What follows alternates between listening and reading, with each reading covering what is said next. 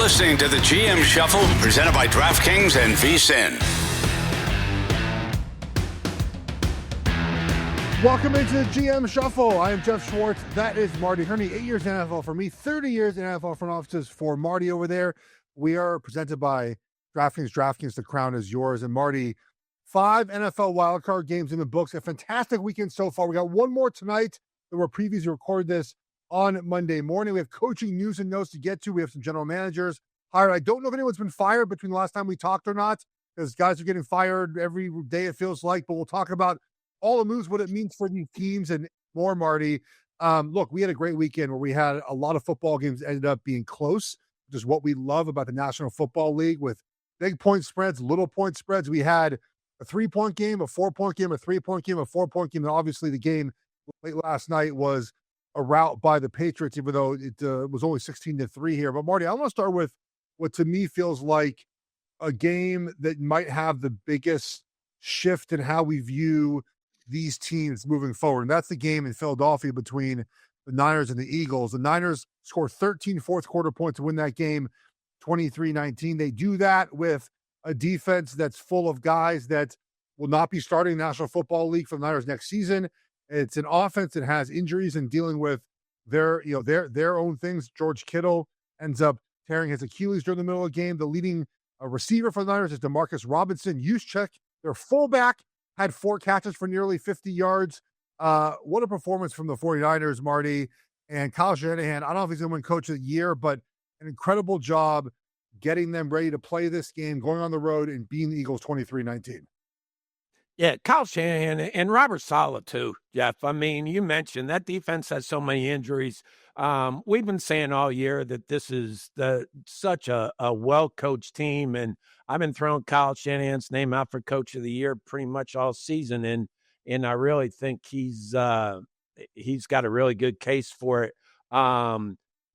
This was a game that killed me. I had 2 parlays hooked up to the Eagles and had one. The Eagles just did what they've done all year. They come out, they score. You see glimpses of spectacular, and then you see just glimpses of mediocre. And it just wasn't good enough to win that game. And obviously, there's going to be a lot of introspection this week at Philadelphia. People that are calling for Nick Sirisnni to be fired, I don't agree with it. I think he's done a great job. He's a good coach. I think he has to look at his coordinators. But listen, this was a game the Eagles should have won at home, right, against a beat-up 49ers team. But Kyle Shanahan knows how to use his weapons. No matter who he loses, he has a plan to use and make his playmakers the stars, and that's what they did yesterday. And I just think that I was surprised going into Seattle is going to be a tough test for him. Okay. Now we got the pleasantries out of the way. Congratulating the 49ers, Marty. What does Nick Sirisnni do for the Eagles? What does he do? Like, what does he do? He got him a Super Bowl victory last year. He did, or did his assistant coaches help him with that victory? I increasingly get frustrated watching the Eagles play because they have no purpose on offense. And maybe that's a Petula issue, their OC, and nothing to do with Sirisnni, except he's an offensive coach. He's an offensive coach. You have to fix the offense. You're an offensive coach. Figure it out. It is unexcusable that this offense, with the players they have on the offensive line, right? Now, Lane Johnson did not play. Okay, I get it. He hasn't played for 8 weeks. Figure it out. With the talent Jalen Hurts has, with Saquon Barkley, with Tank Bigsby, who had like 40 yards yesterday, with A.J. Brown. Yes, he has to catch the ball more often. It didn't work out well for him at times yesterday. Smith, Goddard. Hurts was not pressured the entire game. The Niners had a 16% pressure rate. 6 pressures on 37 dropbacks. He had 4.73 seconds to throw the football. There is no excuse why this offense is as bad as they have looked for the last 6 or 7 weeks. And yelling on the sidelines, the running up to your players and getting in their faces, and then the Eagles security guard. Look, man, Big Dom seems like a cool dude. I think I would love if he was my security guard on my team, but He's wearing a headset on the sidelines, like breaking up a fight between a coach and a player. It's just a complete shit show. And it falls squarely on the shoulders of the coach who hired this offensive coordinator, really elevated him, obviously, right after Kellen Moore left. And if Kyle Shanahan was given this Eagles team, they'd be 20-0 with Kyle Shanahan. Be 20-0 with Kyle Shanahan.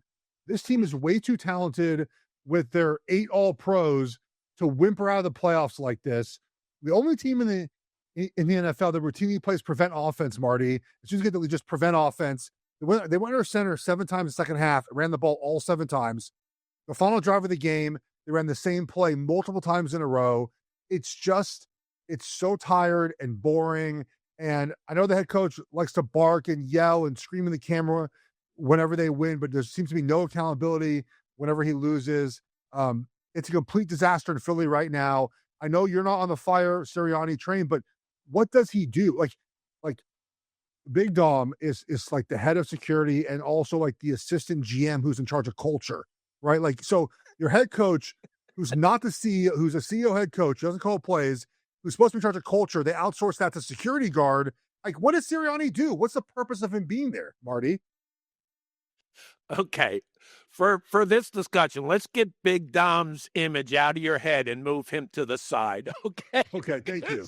That obviously irritates you very, very much. But just because he's on the sideline wearing a headset does not mean Nick Sirisnni is not doing anything. He is coaching the team and he's coaching the coaches. We say, what's the main job of the head coach? Coach the coaches. Every year he's had a different offense coordinator, Geoff. So it's very hard to keep the continuity of what you're doing. I think a lot of things happened to this Eagles offense this year, and they really have to take a look at it. I do think play calling was inconsistent. You could see that by the way they come out, and they're really good in some spots, and they're awful in other spots. I think their offensive line was banged up.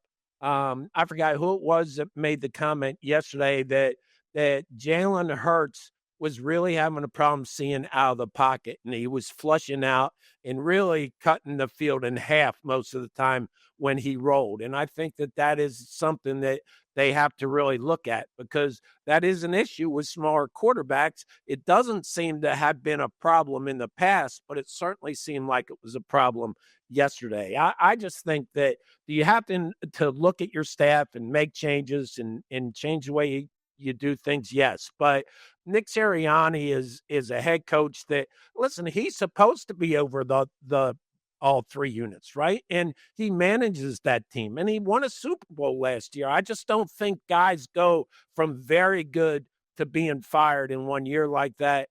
It's very hard to find a guy to replace him. I just think that any talk of Nick Sirianni being fired, I just don't understand, but I've been shocked before.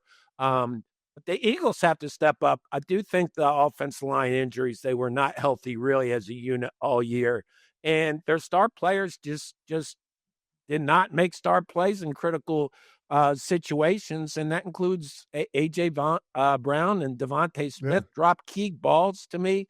And it seems like, every time they get Barkley going, then they kind of tuck him to the side. So there are a lot of issues they have to look at and correct, but I don't think Nick Sirianni is the problem. Marty, you could put a traffic cone on the Eagles sideline and get the same amount of work that Sirianni does on game day. I just don't buy it. You mentioned the offense coordinators he's had to change every year. 2 of them are because he hired them and they suck. Kellen Moore with the good one left. And this is we talked about this before about, that this is an actual problem in the NFL with hiring coaches. And I'm not saying you can't hire defensive coaches, but their OCs leave as soon as they're good, right? Because another team wants to hire them. And it's very hard to get a good offense coordinator every single season. So I will cut him slack there a little bit where, you go from Kellen Moore, he's hired after February, right? Like there's not a bunch of offense coordinators sitting around that are waiting to be hired by Sirianni. So Marty, just on the process of hiring a coordinator, right? Like if you're the Eagles and you fire Petula and you want to hire a coordinator, you cannot hire a current coordinator, correct? You can't go laterally unless the team allows it, but you can hire someone who's on a lower rung and move them up, correct? Is that how that works?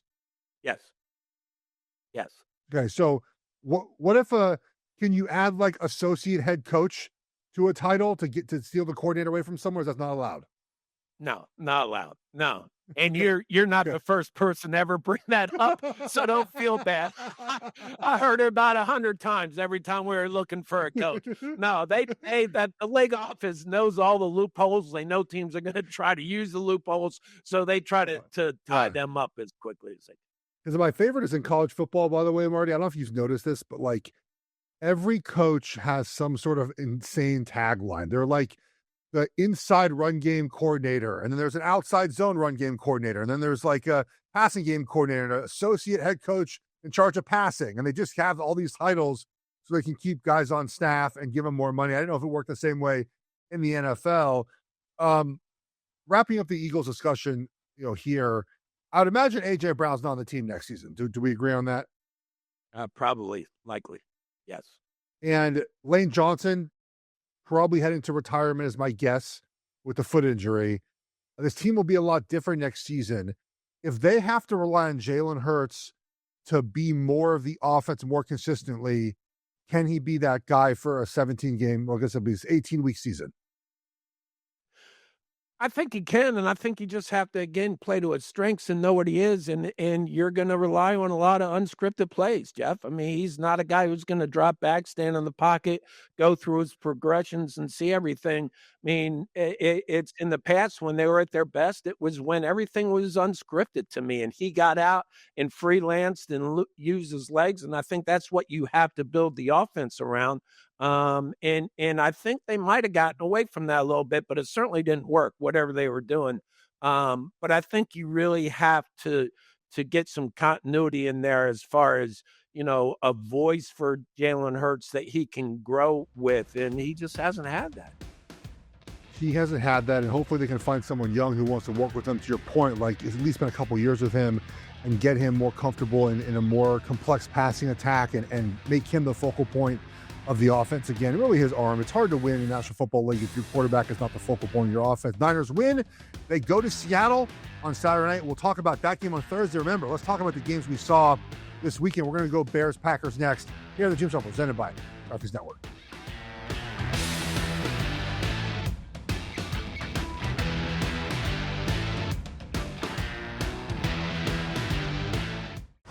You're listening to the GM Shuffle, presented by DraftKings and VSiN.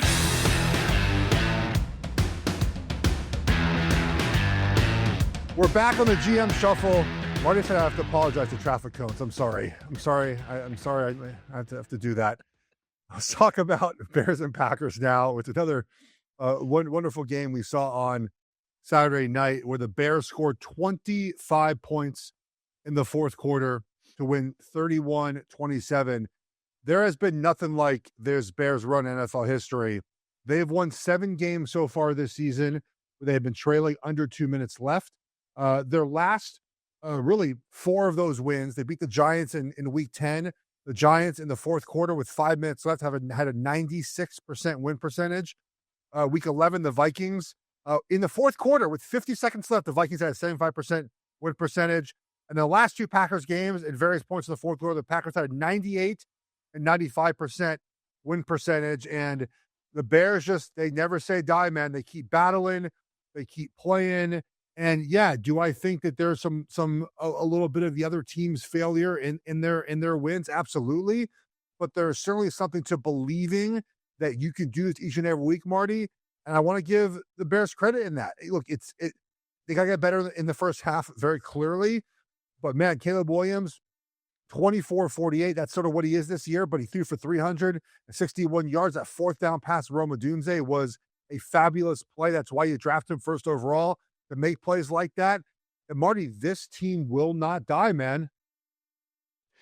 It will not, and that's a credit to coaching. It goes to Ben Johnson, obviously, but it also goes to Caleb Williams. And, again, we're looking at head coach and quarterback, franchise quarterback that have that connection. But what I love about what the Bears are doing, Jeff, I can't tell you how many conversations I had with analytics guys that I kept saying, yeah, but the thing that it doesn't take into account, this is a game of confidence and momentum. And the more confidence, the more you win, the more you succeed, the more you go ahead in games, the more confidence it gives you, the more momentum you get. And that's exactly what we're seeing from the Bears right now. Caleb Williams, lowest completion percentage in the league. Who cares? He's got now 7 fourth quarter comebacks. So it doesn't matter where they are on the sidelines. They now truly believe. They not only believe, they basically think they know that they're going to win that game. And I think that is so critical in playoff football. I love watching the Bears this year. I love to see what they're doing. You can never count them out. And again, I think it's also kind of validation for somebody like me who kept saying, when I saw Caleb Williams at USC, I thought he was a generational quarterback. He didn't start out that way, and he certainly this year, even with the success, you can't call him that. But he's just going to get better and better with Ben Johnson. He can make a play at critical times to win games. I love watching the Bears play. What we're seeing from Caleb Williams is a player who's growing into his own with plenty of room to improve. A couple of things I like too is, really the moment never seems too big for him, which is important, right? Where he never seems to shy away from the moment. Marty never looks like a deer in the headlights. And we've seen it look from quarterbacks before, right? Young quarterbacks that sort of just like, we'll get to Herbert in a few minutes. There's reasons why Herbert feels this way, but you can sort of see like kind of a little shook yesterday, right? Caleb Williams is not. And credit to the Bears, by the way. They went out and rebuilt their offensive line. They got an all-pro Joe Tooney. They got I don't know if Jonah Jackson made all-pro or not, but he certainly should have. The right tackle is very good. The center is good. The left tackle, they're rotating with injuries, but they're making it work. And there's just a confidence level that he's playing with. And I like too that there was one specific thing with Loveland that worked. That little sail route, right? The little corner route for the tight end.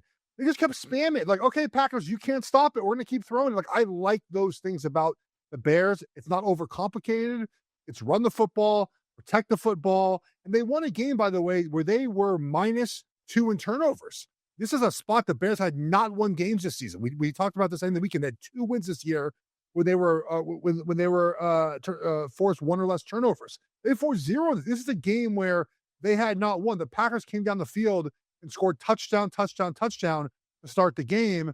And I thought it was done. I thought the Packers were going to keep going and going and going, and they didn't get there, Marty. So we'll talk about the Packers in a second, but to wrap on the Bears here, win or lose against the Rams next weekend, this season has been a home run for the Bears, and they're going to enter next season with a quarterback who's going to be even more confident. You add pieces around him defensively, and dude, this is going to be a juggernaut, man. They're going to be a team that's going to be here for a long time in this position each and every year. Yeah, they really are. And again, that, not only is it Caleb Williams, but they're running the football effectively. You mentioned the offensive line. They have weapons at receivers. And it's just getting the defense is turning the ball over. Now you just gotta to get it more consistent and solidified. I think they are a team. And listen, I don't think we'll talk about this game later, but I don't think you cross them out this weekend. I don't think you do that. I have a fun little wager for that game. We'll talk about them in a second, Marty. But let's talk about Huel, our new sponsor here on the GM Shuffle. Look, I'm a busy guy. I'm sure you guys listening are as well in the morning. Wake up, kids to school, workout, come do this show here with Marty. And Huel keeps me hydrated and fueled here with the ready-to-go protein shakes here. All different flavors, chocolate, a little iced coffee, a little strawberry, a little vanilla. And it's packed with ingredients here. 35 grams of protein, 27 essential vitamins and minerals. You get fiber as well. Fills you up. It's a great option, Marty, for guys on the go like myself and like you are as well. And please, guys, it tastes good. It really fills you up, and I'm glad they're a part of our sponsorship here. Really is. I have really enjoyed this, Geoff. I drink in the morning. So I get up early in the morning and I'm a coffee guy, right? I just drink coffee and I don't eat breakfast. I go all the way to lunch. Sometimes I don't eat lunch, but I'm certainly not a morning guy who eats and really all day. I'm not a guy who eats a lot of greens and stuff that's good for you. And this daily greens drink, and I like the peach hibiscus here. Tastes great. I love the taste. It gives me energy. It's good. It gives me all the vegetables, the vitamins that I need. It really kind of kickstarts me in the morning where I was sluggish, and you go with that coffee buzz. I can't say enough about it. It's really helped get me feeling much better and have more energy in the morning going into the afternoon. If you're trying to feel a little more put together, as we are on this show, just want some easy wins in your day with food and greens, this combo is a great place to start. Limited time offer. Grab fuel today with our exclusive offer of 15% off with the code SHUFFLE15 at Huel.com/shuffle15. New customers only. Thank you to Huel for partnering and sponsoring our show. They'll be a big part of our show here moving into the playoffs here. Marty, let's continue on the Packers here. As much as we want to praise the Bears, this was a disaster class by the Packers in this game. Up 21-3 at halftime, up 27-16 with 6:36 left. They missed two PATs. One PAT, two field goals.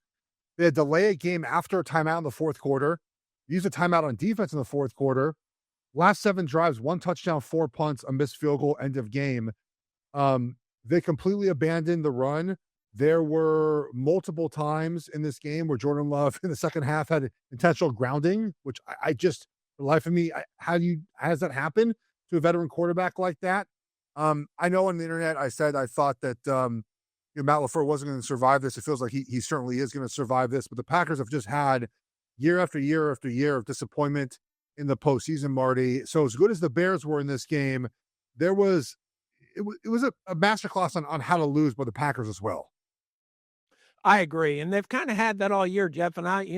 We said this. They don't have anybody who can scare you, and I still went and would bet them, a couple times after I said that, and didn't have good results. But I just think that right now the Packers are a team that I think they have a vision how they want to win, but they don't have the personnel right now to do that. They need a threat on offense, and they need more pass rush after losing Parsons on defense. So and this is a team that's doing it without a first round pick, obviously next year. But I think that they were a team that we expected a lot of. I thought they would win the division at the beginning of the year.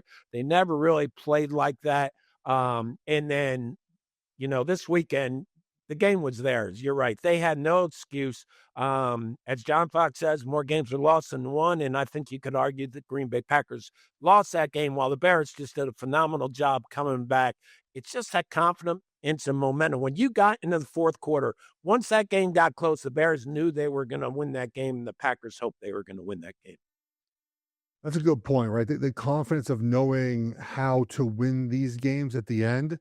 And the Bears have that. Now, look, again, the Bears, it's almost unexplainable how they continue to have these endings, Marty. I mean, again, good for them, credit them, but this is a run unlike anything we've seen in history with all their comebacks. But they believe at the end of games, and that the belief matters a lot.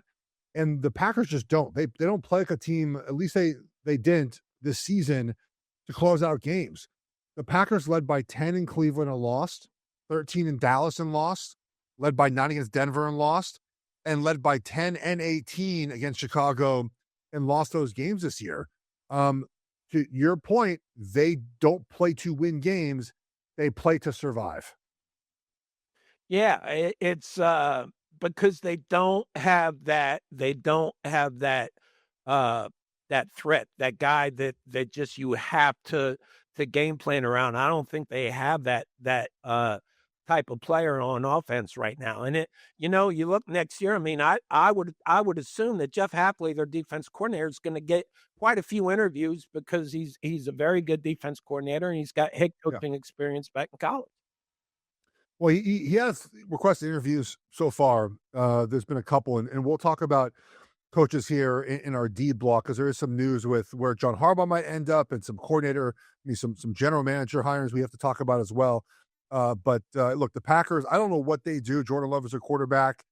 They have a young roster. I mean, I know there was a joke this weekend about them in Indiana having the same age of rosters. I mean, it's a young roster, Marty, that will continue to improve. Parsons coming back will make a big difference. The defense really missed Parsons when he was out this year. So him coming back, another year of Jordan Love, the offensive line comes back a little healthy, Kraft comes back healthy. I mean, there's some pieces in place there to make this better. They have to find a way to play to win these games at the end and not play to just survive. And I credit the Bears for doing that. A team that played to win the game was the Carolina Panthers. They almost pulled it off. Let's talk about Rams and Panthers next here on GM Shuffle, presented by DraftKings Network.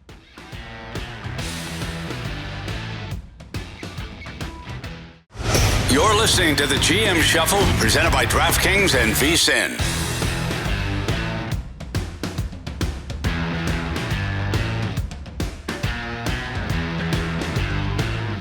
Welcome back here on the GM Shuffle. We're going to get to the next 3 games of Wild Card Weekend. We're going to preview the last game of Wild Card Weekend, and then we'll give you our best bets here to end the show. Let's go all the way back to the first game of the weekend, Marty. 34-31 for the Rams over the Panthers. This was a 10.5-point spread. I told you guys I thought that was way too many points.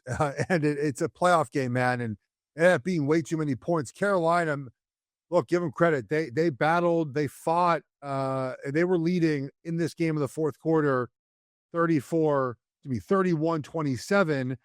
with 2:39 left in this game. The Rams did come back and win, as we know, 34-31. My takeaway was just more, I think, about the Panthers, Marty. Like, this is a very impressive performance from a team that's not as good as the Rams, and they were leading the fourth quarter. This was a huge game for the Panthers organizationally, in my opinion. I think they became relevant by this game. I mean, here you're talking about a team that could not win one of their last 2 games to close out the division, right? They needed help. After they had played their last game, they needed help to get in.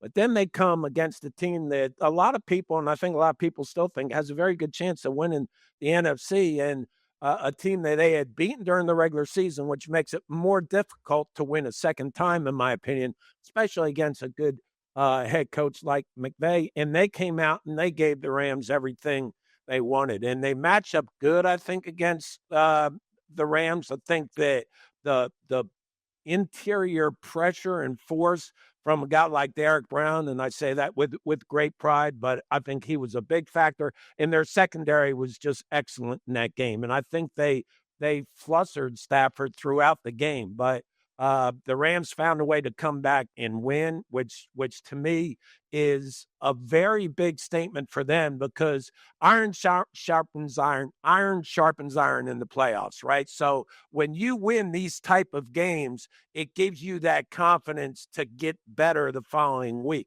Now you've got 2 teams that basically are one that way, both but I like the way the Rams I don't think they're playing their best football right now, Geoff, but the Panthers played really well, and they found a way to win that game, and I think it was huge. But I think this was a huge statement for the Panthers. We'll get into this at another time, but I think if teams that are looking for head coaches, look at the way the Panthers did it.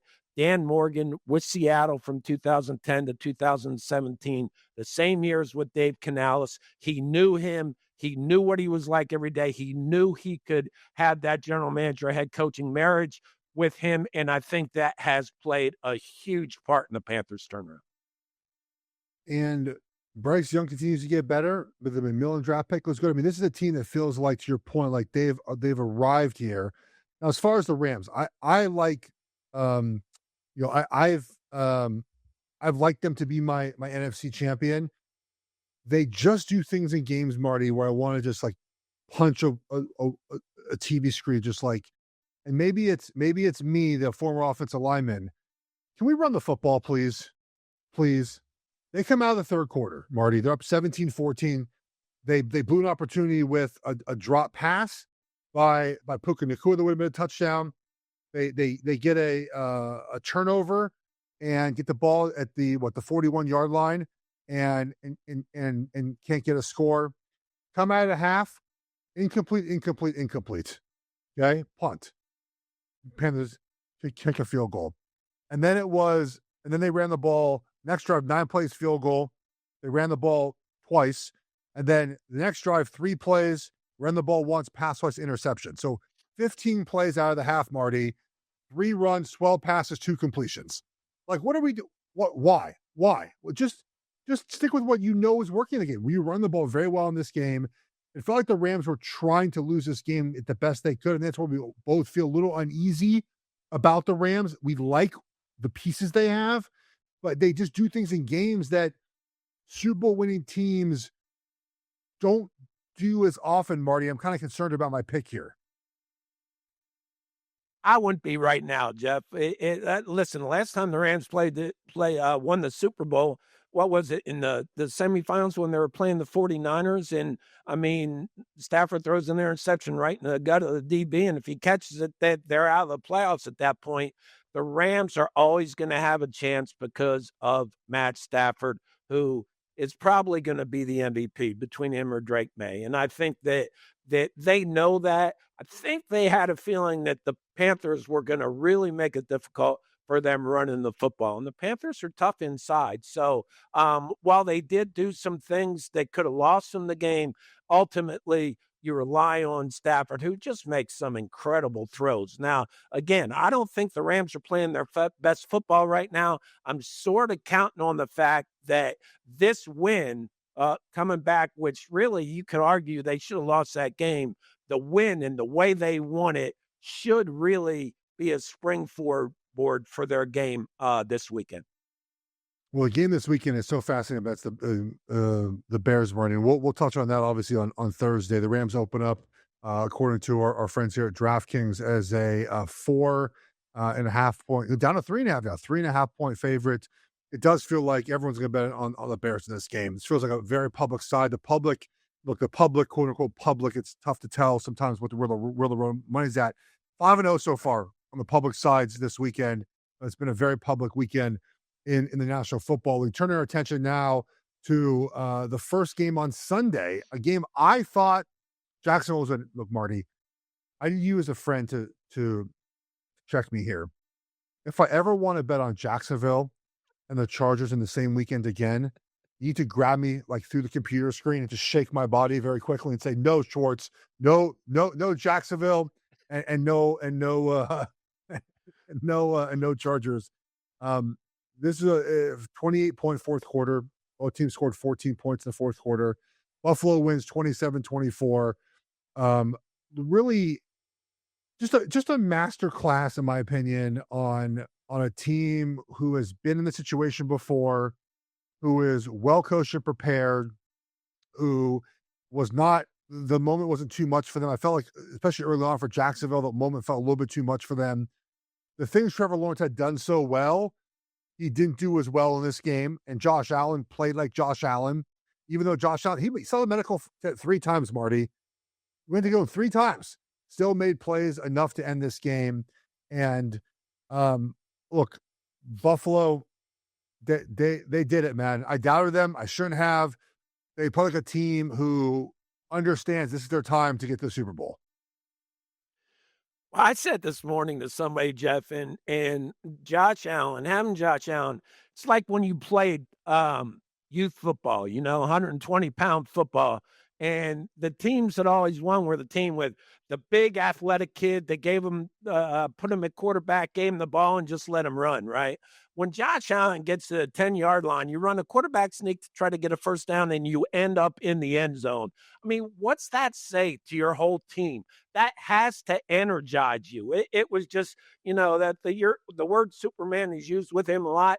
That was, I watched that play 4 times and just laughed. Yeah. The way that the whole pile pushed 10 yards he got on a quarterback sneak. I just think the guy is going to do whatever he can, but they still have to stop the run, Geoff. They still have to play better on defense. You still got to be able to run the ball consistently. Yeah. I do think Brandon Cooks has made a big difference in this offense. I think that he gives them a vertical threat that helps spread things out some. And Josh Allen will spread the ball around. I think that Brandon Cooks helps really spread the field out. So I think that he has made a difference the last couple of weeks, but you can't continually rely on Josh Allen to make these Superman type plays to win games for you. They do have to be able to stop the run more consistently. They do. And again, like ETN, 10 carries, Tudor 4 carries. That was that 14 carries for Jacksonville Why? against one of the Why? worst run defenses in the NFL. That's one thing. Listen, Liam Cohen's done a great job this year, but why? I just don't. I'm with you, Geoff. I think that people running the football, we all know what it does to the offensive line, to your confidence, to your opponents. It wears you down. People don't get that part. It doesn't have to work in the first half, but you have to keep running the football and have carries to wear the defense down in the second half. They didn't do that against a team that struggles against the run. The body blow theory, it matters. I know people don't believe in that, but It players talk does. about that quite often. It does matter. And they just didn't do enough in this game. They relied too much on Trevor Lawrence, who was, the first interception was really bad. The second one was sort of just scrambling there at the end, first play of that final drive. Give Buffalo credit. They despite the lack of being able to run the football consistently, they kept trying, they kept pounding away, opened up the play action pass, that great little screen and go that scored Kincaid on the go ahead touchdown. Excuse me, the one before the go ahead touchdown. Obviously, Josh Allen was able to score. Marty, I have a question for you at the end of this game. So, Buffalo, as you mentioned, they're trying to tush push, right? It's 4th and 1 at the 11. Jacksonville has one timeout left, I believe. They tush push Josh Allen all the way to the 1 yard line. They had 10-yard tush push. Yeah. Jacksonville calls their third and final timeout. Ball's at the 1. I believe Buffalo had been successful in at least 3 tush pushes in that game, maybe 4. One was close, but they gave it to them. With no timeouts left in the game, do you even think about taking a knee on the first play and letting the clock run out and then giving yourself 3 chances, 2nd down, 3rd down, 4th down, to gain 1 yard and allow Jacksonville basically no time left? Remember, Cam Little can make a field goal from anywhere. I mean, he can make it from the 50-yard line. So do you is that an option in your head to do that? Is that too risky? I would tell the head coach not to do that. And my point would be, let the players win and lose the games. If you do something like that, you become that guy. You know those carnivals where the guy's sitting ahead of above the water on a seat. People throw balls at him and trying to knock him in. Well, if you take a knee on first down and then something happens on second down and you don't score, you're in the tank. They're blaming you for everything. So score, take the ball, give it to your quarterback, let him score on first down, count on your defense holding them to win the game. I'm a little contradictory where I have sort of always said just score when you can, because you never know if you can score. But Buffalo had done so well in the tush push in this game. I felt like in this moment I was a little contradictory, but I think that was the right decision. But they win anyways. We'll talk about the last game on Sunday before we get into Monday. We'll do that next. Jim Show, presented by Draft Kings Network.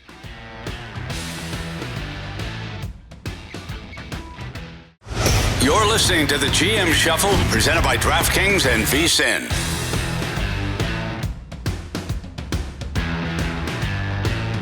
We're back on the GM Shuffle. Let's get to the final game of the weekend slate before we talk about this game tonight. The Patriots win 16-3 against the Chargers on the back of their defensive line and Drake May's legs. Drake May had a couple big scrambles there, 66 yards total. Was only 17 of 29 throwing for 268. A lot of catch and run there for Drake May in this game. But the story to me is the Patriots' defensive line and pass rush, which is not known for their ability to get to the quarterback and sack the quarterback, had an amount of pressures, Marty, that makes it uncomfortable to even say. If you had to guess how many pressures they had on Justin Herbert in this game. Now, Herbert had 31 pass attempts. Obviously, he was sacked 6 times, so 37 pass attempts. How many pressures did he face in this game? 14? 30 pressures. 30 pressures. Wow. And Herbert was not great. Okay. I will say that. But I would love to see him just one time to play a game with an offensive line and with a full weapon of wide receivers who Keenan Allen looked like old. He looked old, Marty. He looked like he was sort of near the end of him. It was, as much I want to credit the Patriots on this one, man, and they certainly did some good things. It was a very, very poor Chargers performance.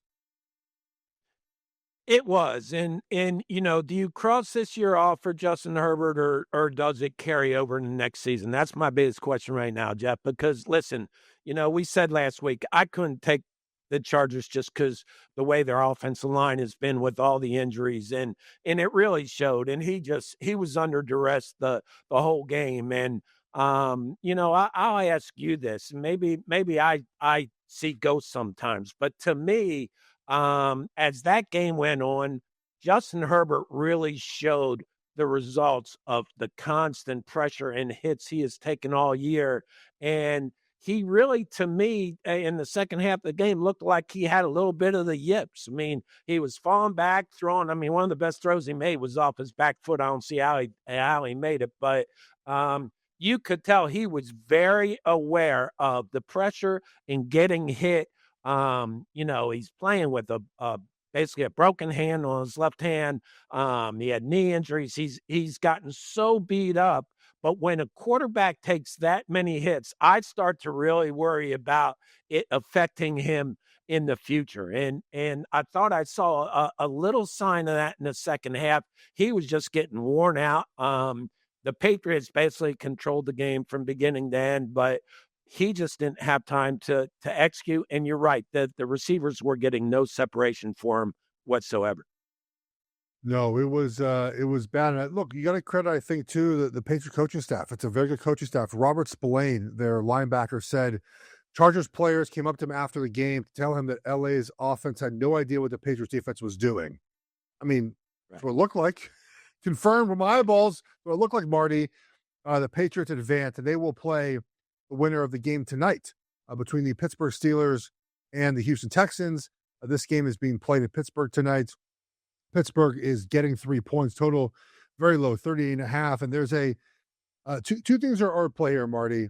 One is there going to be the Mike Tomlin magic as a home underdog? For years and years and years, this is a spot he has always excelled in. And secondly, dome team outside on the road in the cold, historically a very, very bad place to be.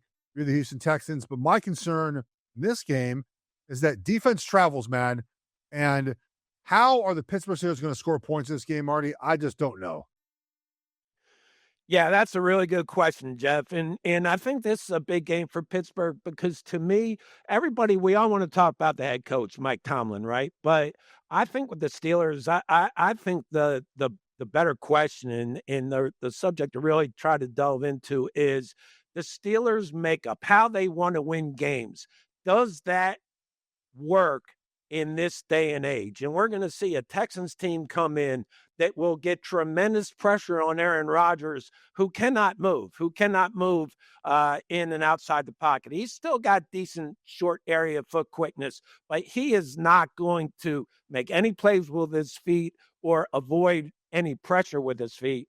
And I think that this will be a real test for the Pittsburgh, but saying, do we have to change the way we look at building our team to really get back into the way the game is being played right now? They're still an old school team. They have a 42-year-old quarterback that has a hard time moving. I think the Texans are just going to be in the backfield and really make life. It's going to be a long night for Aaron Rodgers, I think.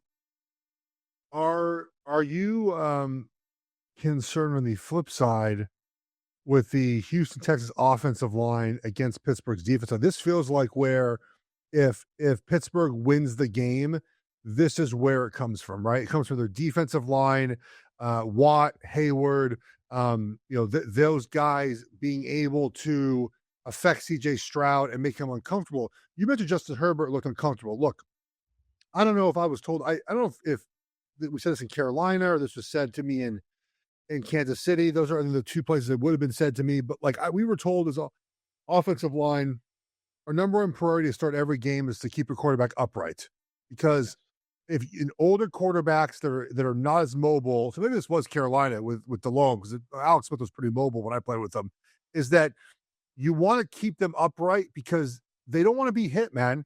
The older they get, the less they want to be hit. And the ability to keep someone upright early in the game gives them a lot of confidence moving forward. Justin Herbert was hit immediately to start the game. And by the way, not hilariously enough, but coincidentally enough, he got hit in the last play of the game too when their center, Bozeman, he ranks 41 out of 41 centers on PFF, which is only 32 teams in the NFL, by the way. So 30 teams, 32 teams. I always forget. One of the leagues has 32 teams. 32 teams. Baseball has 30. There we go. He's worse than 9 other guys who don't even like. It's just bad. And so I think Houston tonight, designing a game plan early that keeps Stroud upright. That means running the ball well on first down. That means moving the pocket early on early downs to get him out of the pocket, to get him to see the field right. That might mean some big play action passes, Marty, some screens as well. I would look for Houston to start the game like that to make sure that Stroud is not just sitting back there and getting hit early in this game. Yeah, I mean, to me, D'Amico Ryan's one of the best coaches in the league, defensive-minded coach. You're going to go into this game and say, okay, let's make third and manageable. Every coach does, but I think Houston will come out and try to run the ball early, or maybe some quick outlet passes to get themselves in position, 2nd and 6, 3rd and 4. They do not want to be in 2nd and 3rd and long because they don't want the Steelers pass rush. But you get back to the pressure on quarterbacks, Geoff, and I guess maybe the reason I'm so in tune to it is that when I was at the Panthers, we had David Carr for a very short time, and when David was drafted number 1 overall by Houston, those first 2 years, he just got hit constantly, and he was never able to recover from it. So since then, I've always been very observant to the fact that if quarterbacks keep getting hit, it's going to affect their performance down the road. I think C.J. Stroud gets the nod here because he can make plays with his feet. I think he can improvise. Listen, the Aaron Rodgers in the playoffs, that's a guy you want. He's going to make the throws to the right places. Yeah. He's going to try to beat you from the neck up. I just think this Texans defense is too good, and I think it causes too much problems. They're going to try to stop Jalen Warren from early down runs. They know that Gainwell's going to be the outlet out of the backfield. I just think that Houston's going to make it very tough for the Steelers to move the ball and score points. I agree with you there. Let's get to our best bets here, Marty, presented by DraftKings. DraftKings, the crown is yours. What do you have for this upcoming week? Well, I'm still licking my wounds from the Eagles. The Eagles got me out of a couple of parlays, money line parlays, Geoff, by losing that game. But I'm going to stick with the same philosophy. I'm going to go 3-team money line parlay with Seattle, the Bills, and the Rams. Okay. I would have lost the parlay if I had one to give out. Just a reminder, everyone, if you like what you're hearing here on the GM Shuffle, visit more VSiN Pro. Betting splits, powering, sharper analysis, all for $9.99 your first month. Go to vsin.com/subscribe. Check out all the subscription options. I can't win NFL side to save my life. I just can't do it. Props, great. I think I was 6-1 in props this weekend. Unfortunately, there's no props to give out at the moment. I will tell you some that I will be eyeing. I actually, they're up right now, so I take it back. So Christian McCaffrey, 6+ receptions, -126. That will be in the books for me. I just keep betting on that every week. He's a huge part of what they do offensively, and we know that he's going to have to be a big part of the offense with Kittle out. You could look at the backup tight end as well is an option for that. But I do like one just side in this game, and that's the Rams in the first half this weekend, Marty, against the Bears. It is -2.5 in the first half. So a couple of reasons why. One is that all they're going to hear all week is how cold it is in Chicago and how the indoor Rams can't play in the cold, Marty. And I feel like that's going to get them inspired to start really fast in this game. It's supposed to be like 0 degrees with the wind chill. And I can just see it all week, right? Sean McVay in the meetings, they say you guys can't play in the cold, right? They're going to come out to try to start fast. And the Bears don't start fast. So I'll be looking to take the Bears live at some point in this game. I think you can even do like Rams first half and the Bears to win the game as a combo wager, because I think the Bears are very live to win this game. The Rams blow a lot of big leads, Marty. The Bears come back in a lot of games. Like, this feels like a situation where it could happen in this game.